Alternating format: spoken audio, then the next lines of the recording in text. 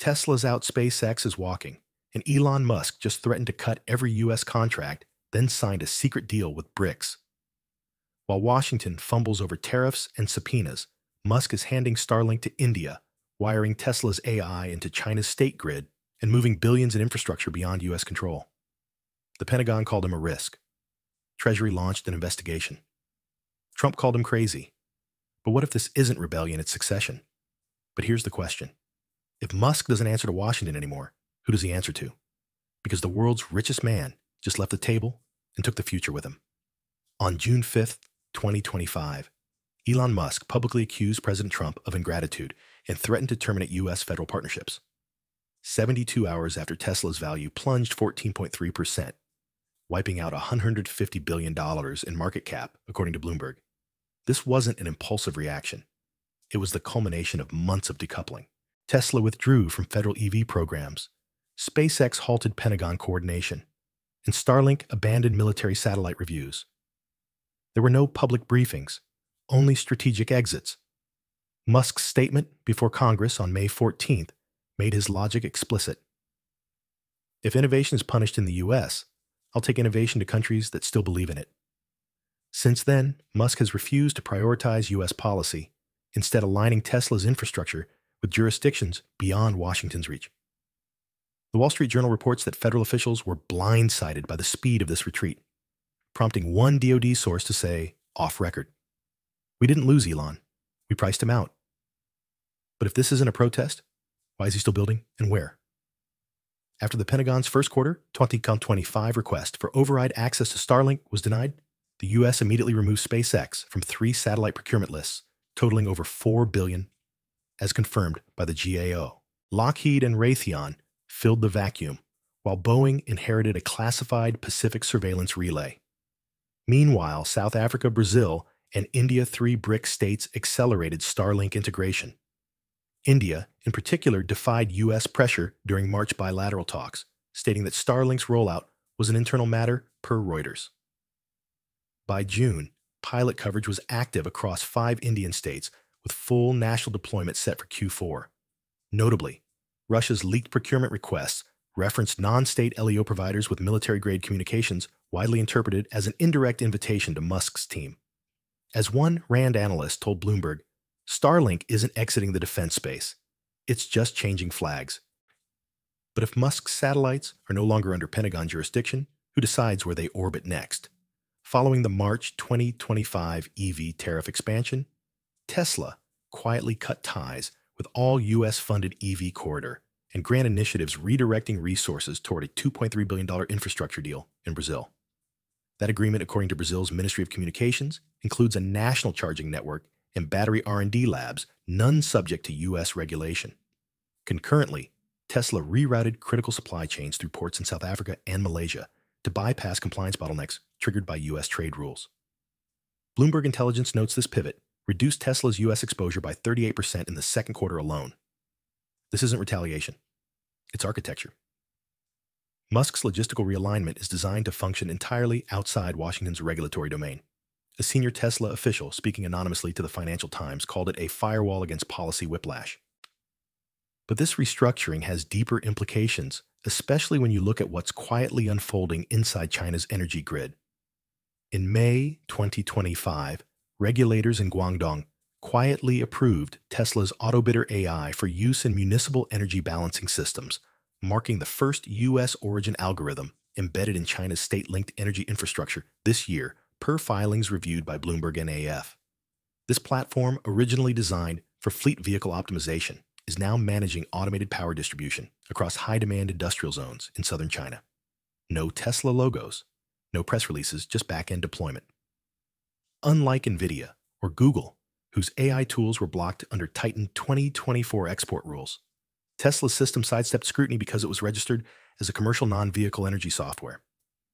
Treasury officials have since launched a compliance review, but Musk maintains the tool falls outside controlled export categories. Yet, as one analyst at the Center for Strategic and International Studies told Reuters, this isn't a licensing question. It's a sovereignty issue, and Musk just planted U.S. code in Beijing's grid. But that grid may just be a test case because Musk's systems are scaling far beyond China. Picture this. In 2020, the Pentagon gave SpaceX a front-row seat in U.S. defense modernization. By mid-2025, it's been shut out, while BRICS countries rush to onboard Starlink without Washington's consent. Brazil formally requested a national Starlink expansion in May as part of a $1.1 billion education broadband package. South Africa's April parliamentary hearing listed Starlink among final candidates for emergency network delivery. Africa's coordinating satellite interoperability standards with Brazil, naming Starlink as a primary integrator. All of it bypasses the U.S. entirely. These aren't private ventures. They're national infrastructure projects signed without oversight from a country that once bankrolled every major SpaceX breakthrough. So here's the real question. If Musk no longer answers to Washington, and he's not pledging loyalty elsewhere, then who, if anyone, is in control of the most powerful civilian tech network on Earth? Well, on May 29, 2025, the U.S. Treasury Department quietly launched a review into whether Tesla's AI-driven energy platforms exported to China, Brazil, and South Africa qualify as dual-use technology under revised 2025 export laws. According to Bloomberg, the probe targets Tesla's autobidder and grid balancing tools now used in foreign state-linked utilities, questioning if these systems bypass AI trade restrictions enforced after the 2023 CHIP Act expansion. Musk's legal team insists the platforms are commercially non-sensitive. Yet Reuters reports that Treasury officials are treating this case as a test of post-chip enforcement thresholds. While no formal sanctions have been filed, insiders told the Wall Street Journal that the case could set precedent for determining whether U.S.-developed AI can be embedded in non-allied infrastructure without triggering federal clearance. This isn't just about export control. It's about redefining where national security ends and commercial autonomy begins. But if Musk's software is raising alarms in Washington, why are other governments closing the door on him too? By June 2025, Musk's companies were quietly purged from two of the U.S. government's highest-profile advisory bodies.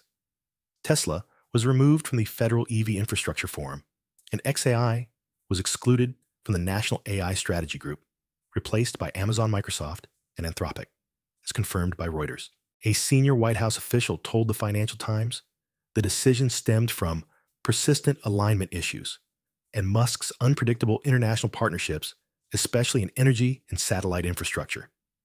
These cuts came just weeks after SpaceX denied Pentagon override access to Starlink and Tesla signed a non-U.S. regulated charging network deal with Brazil. In response, Musk posted, "If DC wants control, it can build its own infrastructure. We'll build where we're needed." According to Bloomberg's tech policy correspondent, the move marks a shift from cooperative decoupling to strategic sidelining. But while Washington is cutting Musk out, America's allies are suddenly questioning what happens when his loyalty and his satellites don't come with a red, white, and blue manual override. As of mid-2025, key U.S.